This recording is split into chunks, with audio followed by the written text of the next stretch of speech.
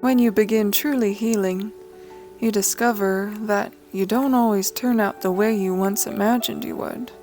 Sometimes it's even better.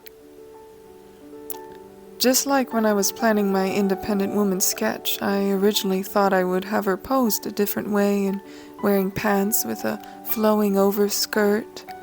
Instead, I trusted my intuition and things did not go as I originally planned.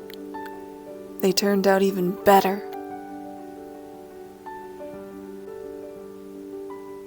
I remember when I used to think I could never paint with watercolors. It was very frustrating trying to control the watercolor using the wet-on-wet technique. It felt like juggling the paint, struggling to keep up. I felt so discouraged, like I could never do watercolor again, that I was never good enough for it. But when you're doing the healing work in yourself about your past, you learn to identify the truth, to give yourself sympathy where no one gave it to you when you needed it, and you heal by giving yourself the real love that those who cared for you never truly gave. When I look back, I realize that much of my life really was a nightmare that I was surviving. Here I won't go into too much detail. There was a lot of things that happened, and things where my safety was very much at risk. And it was definitely a spiritual battle, for sure. And part of how I survived miraculously was by, well, Jesus intervened. That's the best way to explain it, because it's true. There were many spiritual experiences that I believe God gave me, which helped save me, which helped heal me, or give me at least that little bit of healing I needed so I would have the strength to escape that very unsafe situation. However, the road to my freedom was quite bumpy, and there was other unsafe situations that followed. Thankfully, eventually God did lead me to find a safe place to call home and to heal and grow so that I could understand my purpose and to help other survivors as well.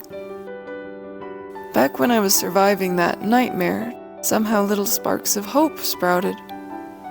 It was difficult for these sprouts to survive, and the elements did much harm to my hopes.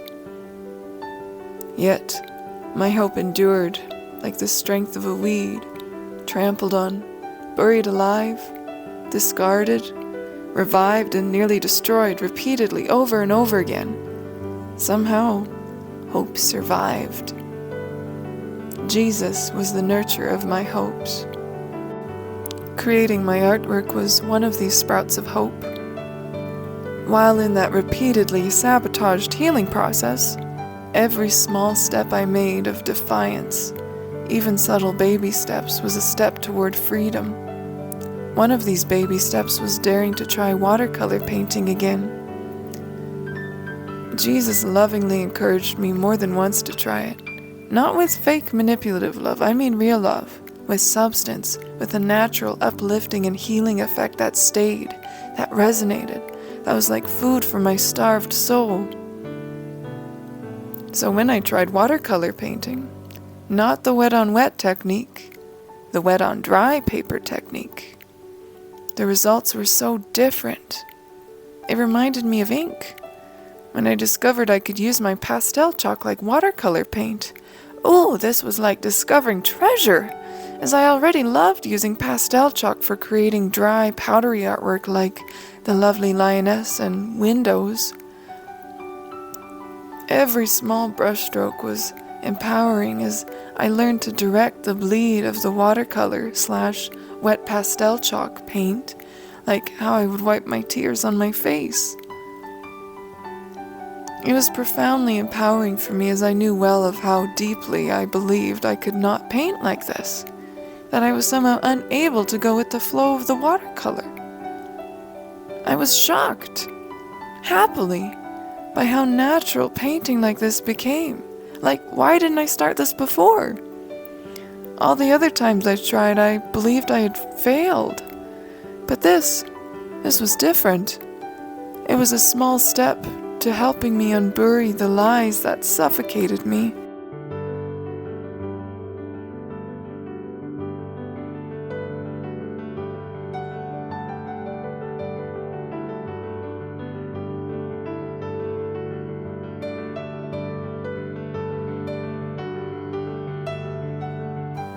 My artwork shown here, Independent Woman, was created in early 2025.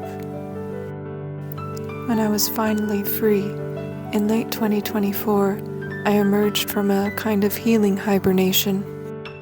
Stepping into the new year, I set out to build something better and invest in my art career. This 11-inch by 15-inch charcoal and pastel chalk painting in my wet-on-dry watercolor style became more than just art. It became a symbol of survival, transformed into beauty, and healing made visible.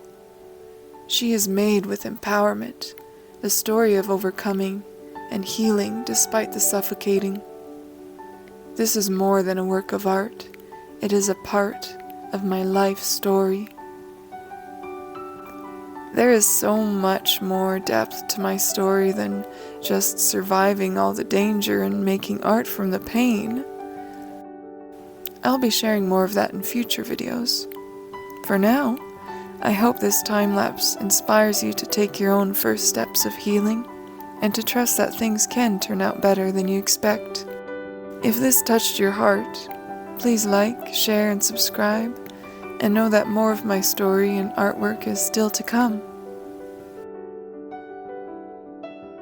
For original artwork acquisitions and info on limited edition prints, please email me at hello@artbybaw.com. To view my wearable art, please click the link in the description.